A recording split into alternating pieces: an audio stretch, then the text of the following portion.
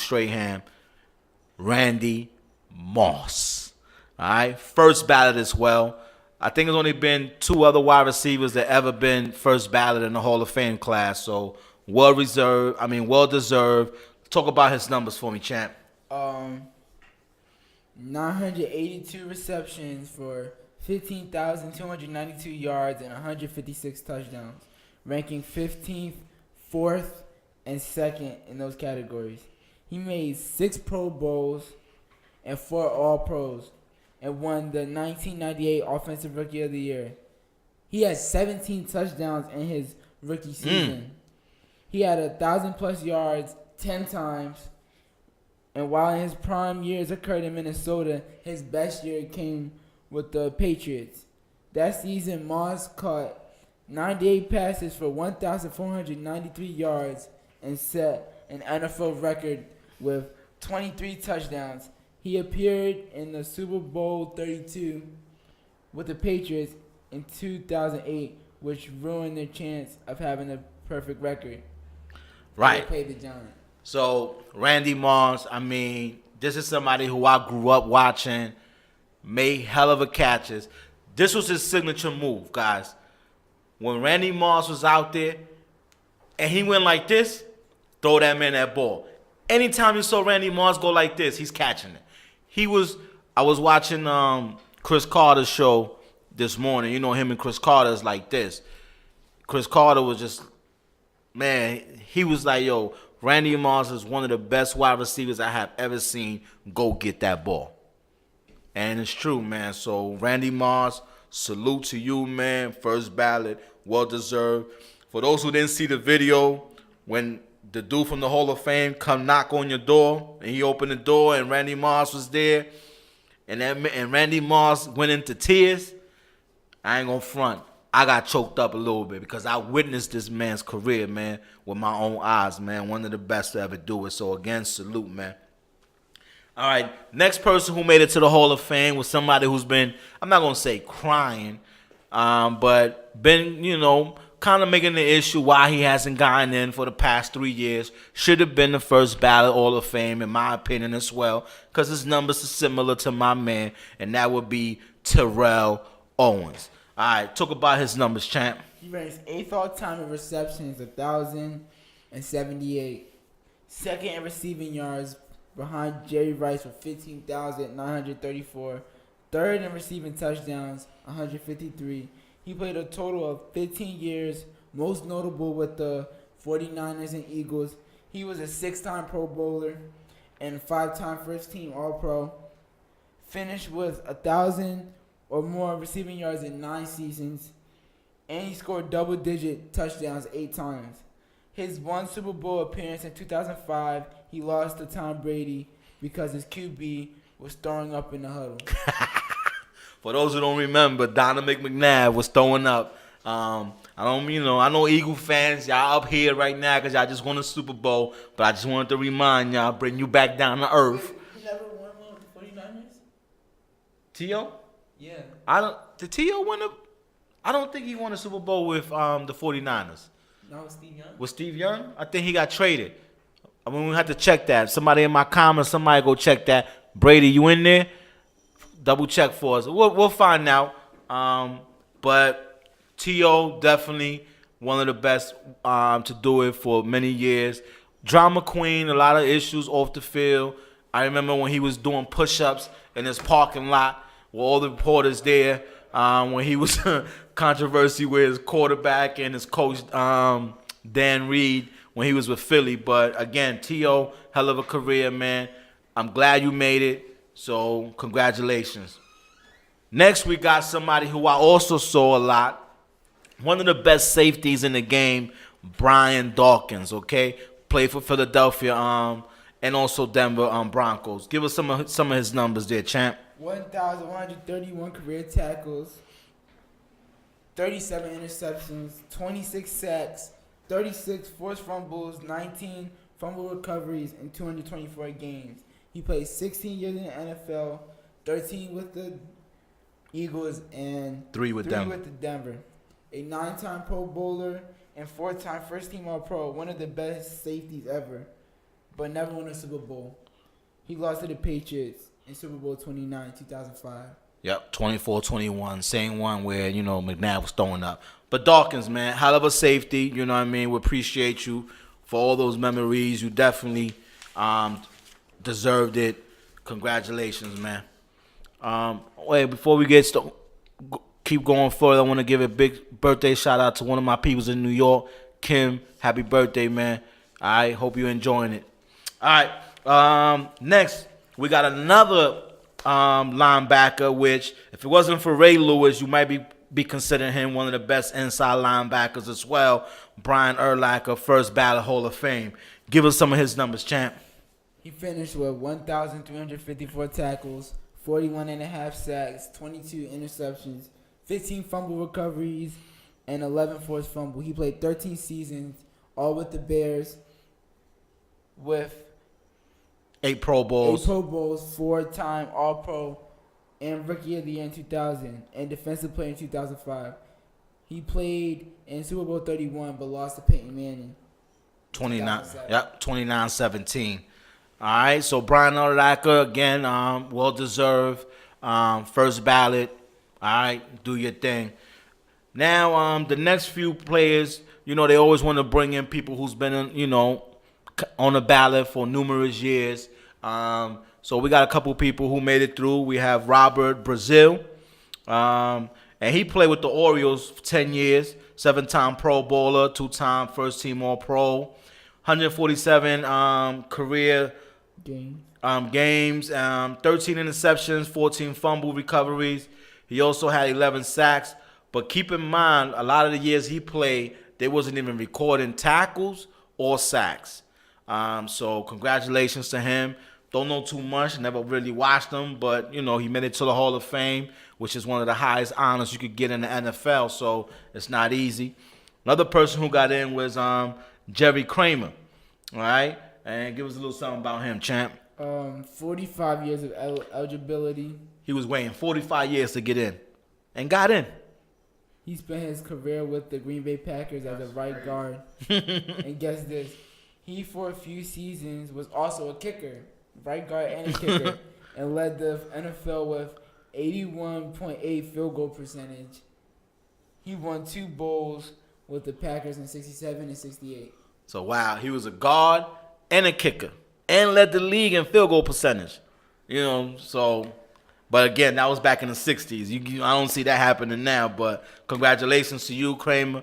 Last but not least, this wasn't a player, it was a GM. I don't really know how to say his last name there, but Bobby Beathard. Congratulations to you. Under your watch, you won 4 Super Bowls, 2 with Miami, 2 with the Redskins, and he was the GM of the Miami Dolphins when they had the perfect season. And that was in what year? 1972. So salute to the Hall of Fame class. You guys all deserve it. I can't wait to see these speeches. I know T.O. is going to cry a lot, but can't wait to hear what Ray Lewis got to say. He probably going to get on his knees and pray. Randy Moss, you know, all these guys, man, congratulations, man. You guys all deserved it. All right? So now let's talk about the Super Bowl. All right? But before we talk about the Super Bowl, who you think will be the next quarterback for Philadelphia Eagles? We're going to get to that in just 1 second. So, final score was what? 52. No, I'm bugging. Super Bowl 52.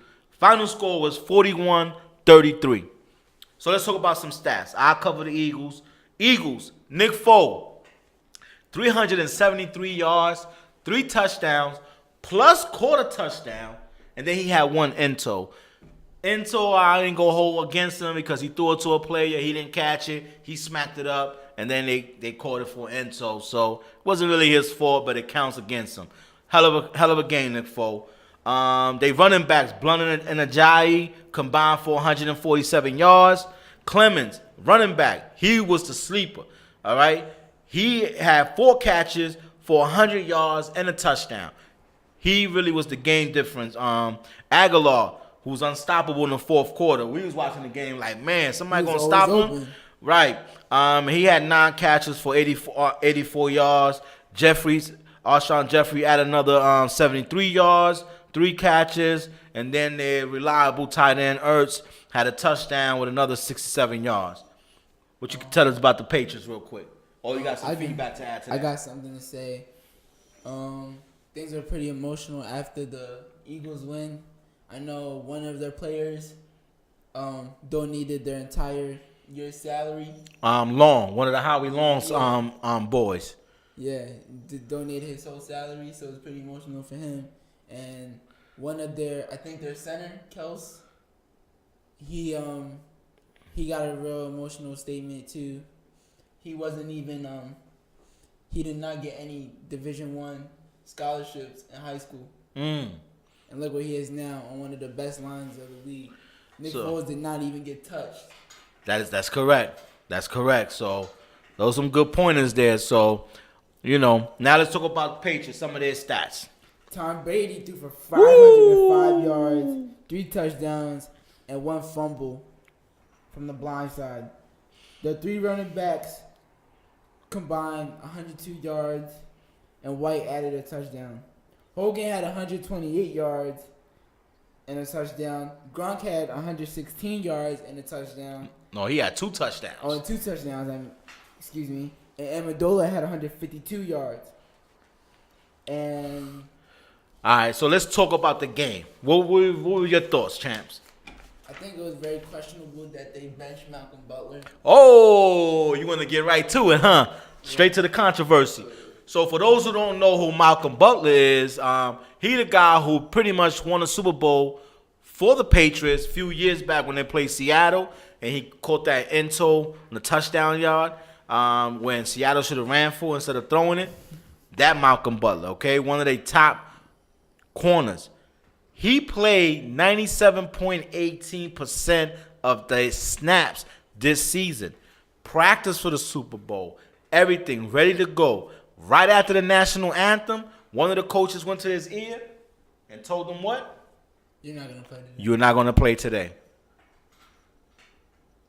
I'm just as stunned as everybody else.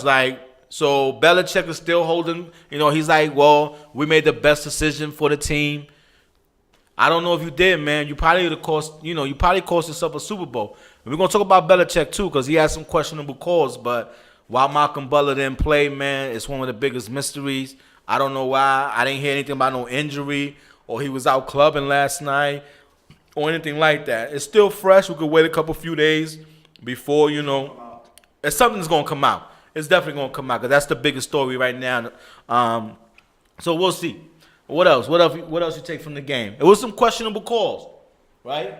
It was that big call. Was it a touchdown? It wasn't a touchdown. We was talking about it before we came on live, and I was thinking, you know what?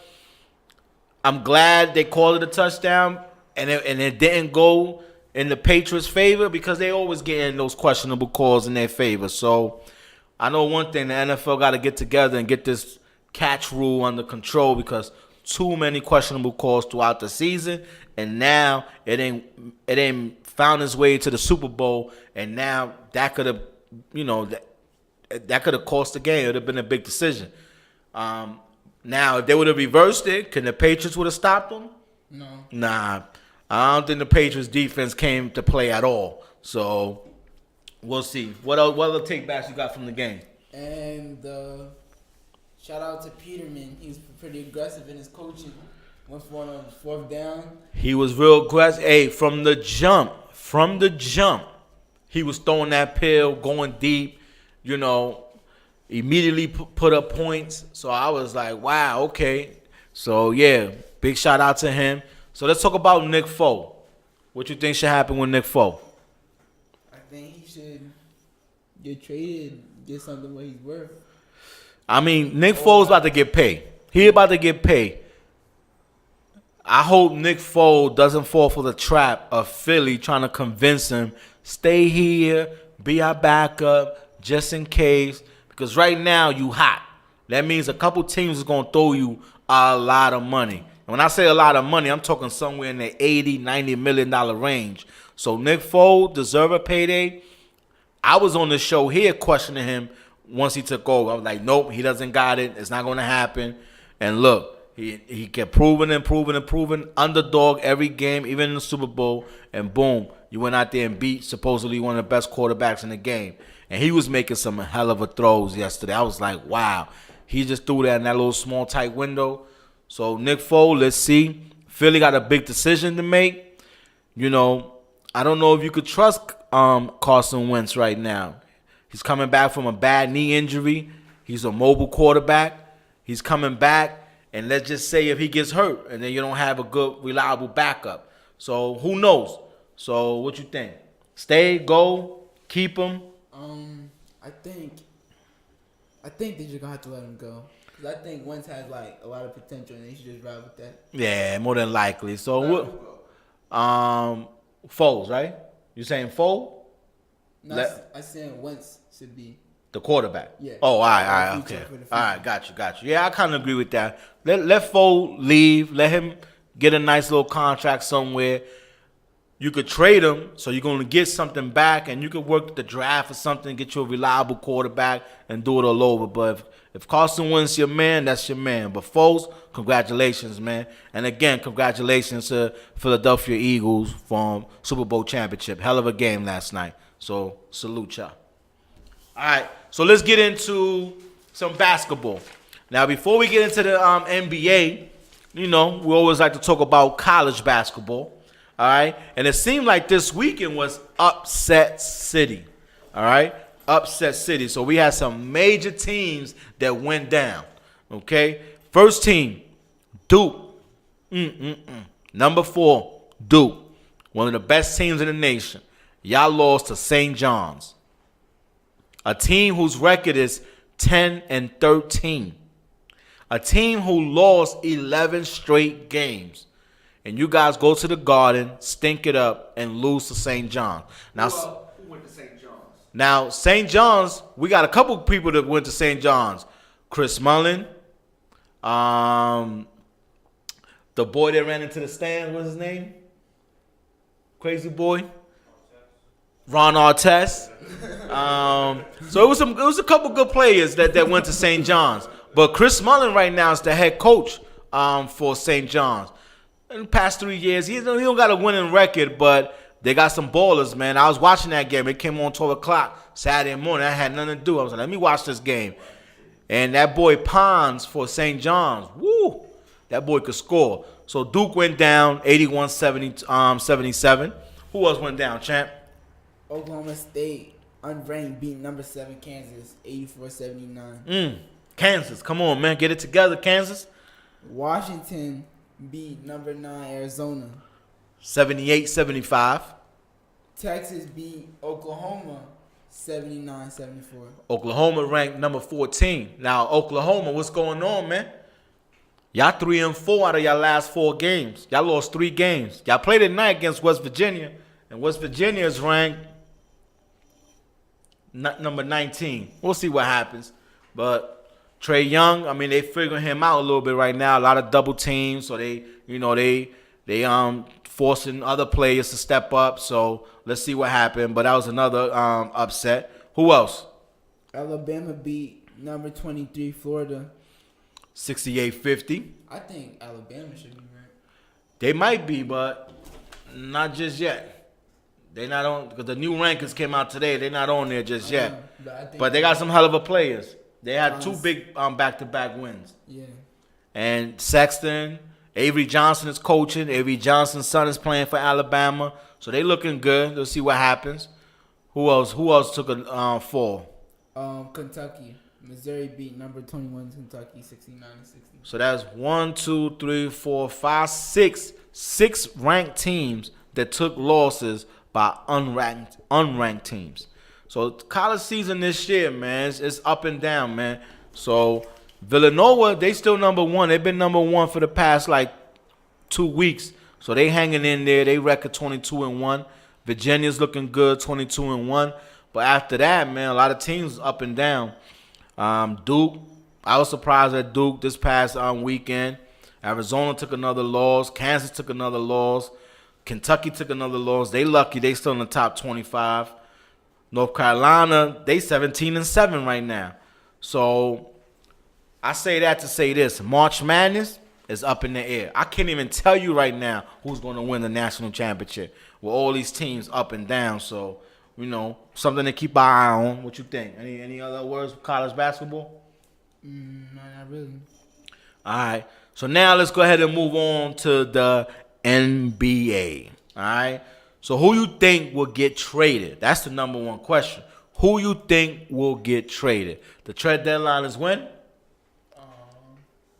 February 8th, this coming Thursday. All right. So we're gonna mention some names. We're gonna get your thoughts and reactions. You know what I mean? I'm gonna see what you feel about this. So another big trade that just happened about a week ago, right? Yeah. Blake Griffin. Thoughts, reaction. I don't know. I think the Clippers kind of played him, but I guess it's a business. Clippers definitely disrespect him. You got a man who played 9 years with the Clippers, and he finds out via Twitter that he got traded. Mind you, he just signed like almost a $200 million deal this offseason. And then you just trade a man. Don't even tell him. And then send him to Detroit. And they had a whole presentation about how they was going to move with Blake in the offseason. Right. And that's why you got rid of Chris Paul, because you figure Blake is our future. Then you trade him to Detroit. So let's talk about pros and cons. Good fit in Detroit. What you think? Yeah, get somebody in there with Drummond because they're not really winning that many games. I mean, his first game, he looked good. He was out there beasting. He barely shot a jumper. He was just taking it straight to the rack. And Detroit right now is ranked 9th on the East, which is, pretty wide open. Clippers also ranked 9th in the West, but they're going to have a hard time out there in the West trying to make the playoffs, where Detroit, they pretty much, if they play right, if they could make another move, get somebody else to help them out, they pretty much could probably sneak into the playoffs. So it's something to watch. I mean, Blake still got about $160 million, I think, guaranteed or something crazy like that. So I ain't feeling too sorry for the brother. But, it's messed up that, they traded him and didn't really show no love. So something to keep an eye on. Who else got traded recently? Mirotic has been traded to the Pelicans. What team he played for? He used to play for? He played for the Bulls. Right. Remember, he got into their fight with Bobby Portis. They thought they worked it out, but he still wanted to be traded. Nah, he ain't just get in the fight. What happened? I mean, he got in a fight, but what happened to Nurk? What's his name? Murk, whatever his name is. Did he go to the hospital? Nah, he got his jaw broken. But yeah, the Duke can shoot though. So he got traded to Pelicans. Pelicans, they need some scoring out there. I mean, he's a big man, but he doesn't play like a big man. He's more of a shooter. So we'll see what happens. You know what I mean? That could be a good trade for the Pelicans. Right now, the Pelicans is what? 7. They 7, so something that can help them get a push. I mean, they can't replace Cousins with nobody out there, so, something to keep an eye on. All right, well, the moves are Greg Monroe. He was in Phoenix. For those who didn't know, he was part of the Eric Bledsoe trade. Yeah, Eric Bledsoe trade from Milwaukee. So he went from Milwaukee to Phoenix. He was on the last year of his contract, so he was able to negotiate a buyout, Phoenix Sun, and become a free agent. So he decided to sign with who? The Boston Celtics. So Boston Celtics picked up a pretty good player. Greg Monroe, I mean, he was averaging close to 20 points, almost double figures in rebounds.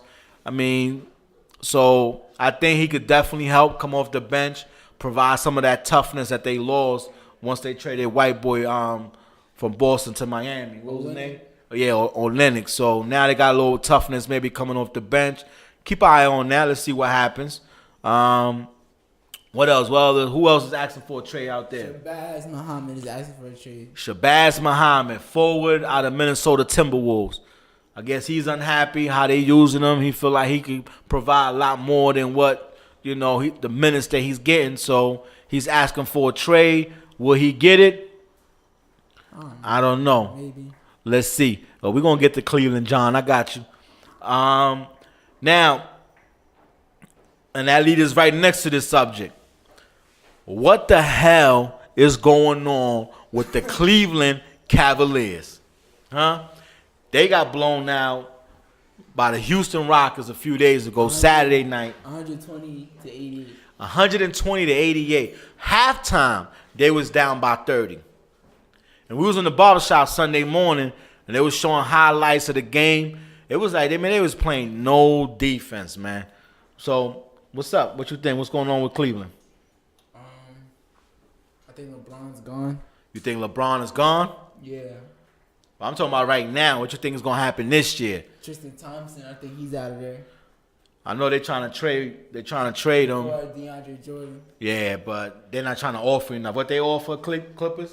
They offer Tristan Thompson, J.R. Smith, and their pick. They don't want to give up the Nets pick. Right. But the Clippers want the Nets pick. Right. Now, if the Cavs get DeAndre Jordan, do that mean that they automatically going to win a championship? I don't think so. They still got to address their shooting a little bit. But it's definitely going to help because they're not playing no defense. So you could keep DeAndre down there blocking some shots, getting rebounds, something that Tristan Thompson forgot to do ever since he started messing with that girl a few years back. So, something to keep an eye on. But the Cavs, man, what's going on? You guys are looking real suspect. That whole IT trade, like I mentioned, when we was doing this show, it ain't working. It's not going to work. They needed him healthy. He's not healthy. You let go one of the best point guards in the game, and you got nothing in return. So IT need to step up, man.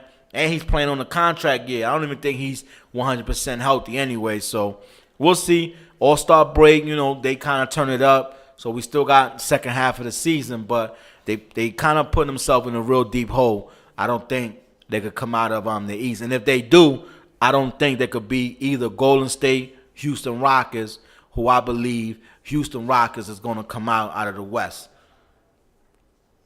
Any comments you got to say about that?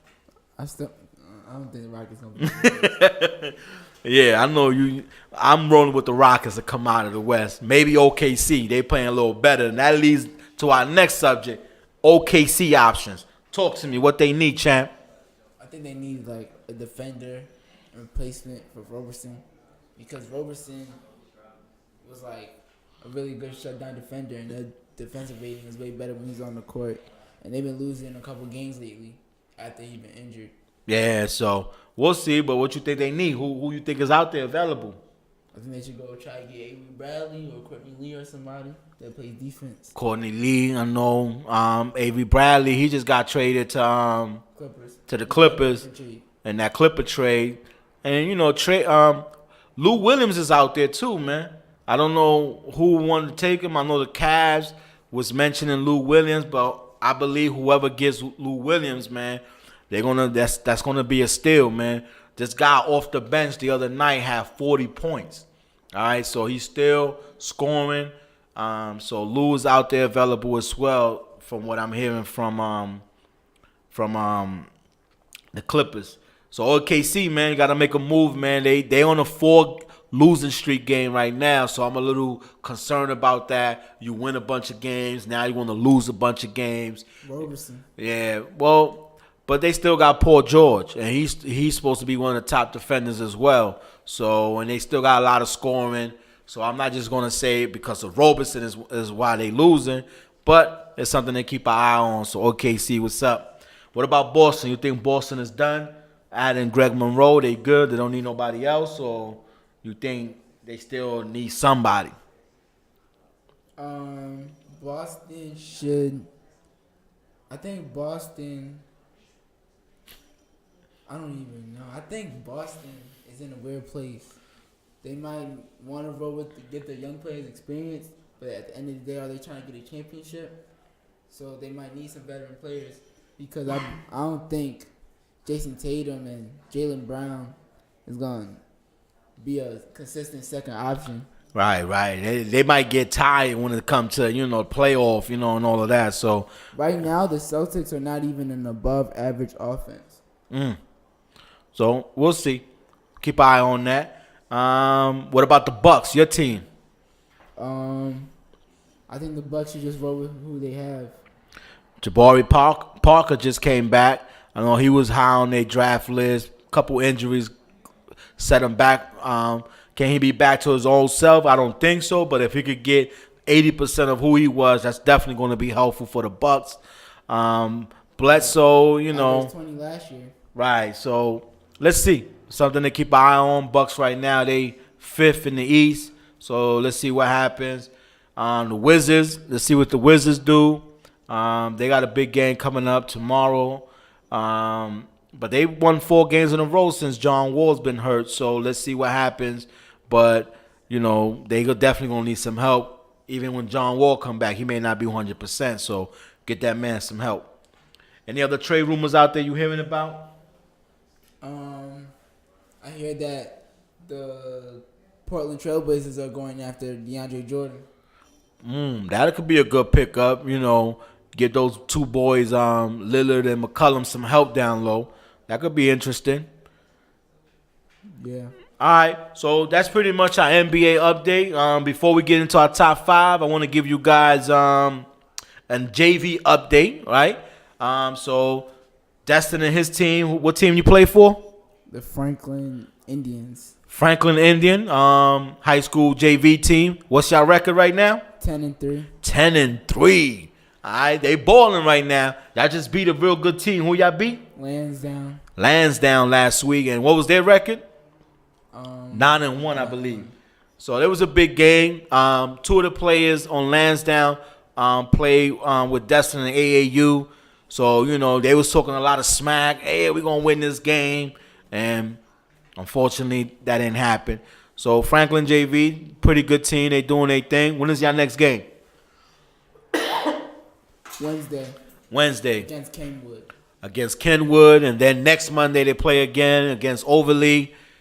And I think they got to win their next 2 games or next 3 games if they want to make it to the championship. So, you know, we keep you guys posted. You know, Champ is doing his thing, freshman year.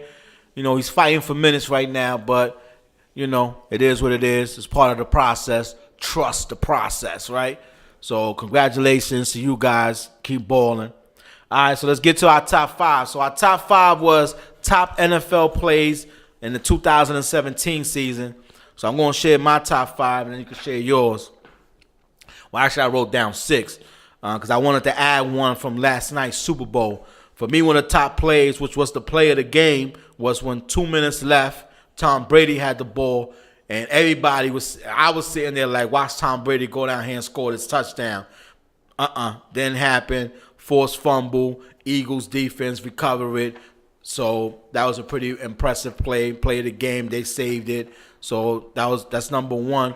Number 2, I don't know if you guys remember, but Juju, wide receiver for Pittsburgh, caught a 97 yards touchdown pass, and Detroit had like 3 defenders running after him, but they couldn't catch that boy. That boy was too fast.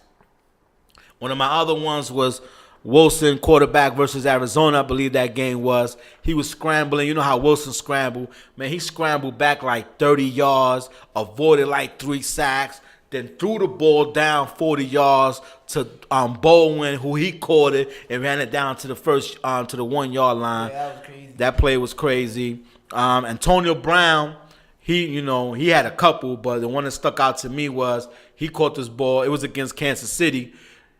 The ball hit, I think it was Peter's hands, and then it reflected off somebody else's helmet, and then Antonio Brown caught it and then ran it for a touchdown. That was crazy.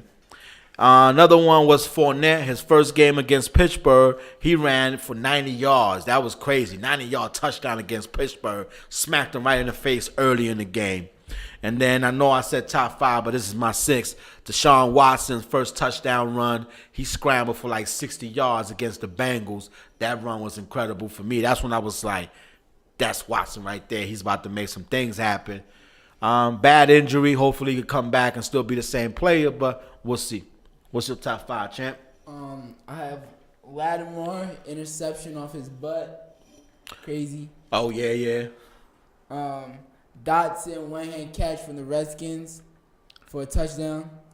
And everybody thought he didn't catch that ball. Yeah, but Yeah. I remember that one. Antonio Brown, tiptoe catch when he dragged his foot on the sideline. So many Antonio Brown plays. I don't remember that one. Guess who that was? You don't remember? Forgot, but he caught it and dragged his other foot. Oh, yeah. I mean, he had so many, but yeah. but go ahead, all right. Marcus Mariota touchdown throw to himself. Oh yeah, was that in the playoffs? Yeah, in the playoffs. Yeah, he threw it to somebody and it bounced off. He caught it and then ran it in. Yeah, I remember that one. And then Stephon Diggs, the game-winning touchdown for the Minnesota Vikings. Yeah, I don't know why I didn't write down. That play was an amazing play. That was a crazy play. All right, man. So again, man, that's gonna do it for us. Guys, again, because of his basketball schedule, we may have to do the show once a month and then take a little break and then come back for season 2 once football season starts, and then we be back on again every week. We're going to keep you guys posted on our page, Who You Think Sports, on Instagram and on Facebook, all that good stuff. So again, we out here. Trey Verdejo, I represent the old school. And I'm Dustin Verdejo, and I represent the new wave. Who You Think Sports. Thank you for watching, y'all. Peace. Peace.